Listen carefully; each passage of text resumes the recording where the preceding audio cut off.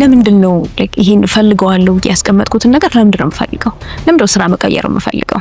ለምንድነው ልበ ሙሉነትም የምፈልገው?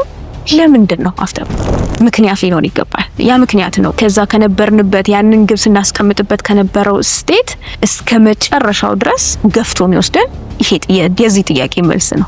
ራሱ ስሜት ምንድነው የሚለውን አንደርስታንድ ማድረግ፣ ስሜትን ራሱ መቀበል፣ ምንም አይነት ኔጌቲቭ ስሜት እንኳን ቢሆን መጨነቅን፣ መፍራትን፣ ማዘንን ቢሆን ልክ ደስታውን፣ ይሄ እርካታውን፣ ረፍቱን፣ ሰላሙን ምናምን በጣም እንደምንፈልገው ሁላ በተመሳሳይ እነዚህም እኛ አሉታዊ ብለን በቋንቋ የምንገልጻቸው ስሜቶችን በራሳቸው በጣም አስፈላጊ ጠቃሚ የህይወት አንድ ኮምፖነንት እንደሆኑ እነዛን መቀበል የመጀመሪያው ስቴፕ ራሱ ያ ራሱ በጣም ሪሊፍ የሚሰጥ ነገር ነበር። ፐርሰናል ዴቨሎፕመንት እና መንፈሳዊነት ብዙ ጊዜ ሰዎች እንደሚጋጭ የማሰብ ዝንባሌ ያላቸውና አንቺ ሁለቱን ግጭት አልነበረም ውስጥሽ መጀመሪያ ይሄ ነገር ለዚህ ይሆን ከእምነት ያርቀኝ ይችላል የሚል ስጋት ነበር። ወራ እንዴት አስተረጭው?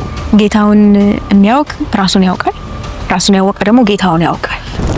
በፐርሰናል ዴቨሎፕመንት ውስጥ በኤንኤልፒ ውስጥ ማድረግ ስጀምር አንዱ ትልቁ የተፈጠረው ነገር ራስን መረዳት።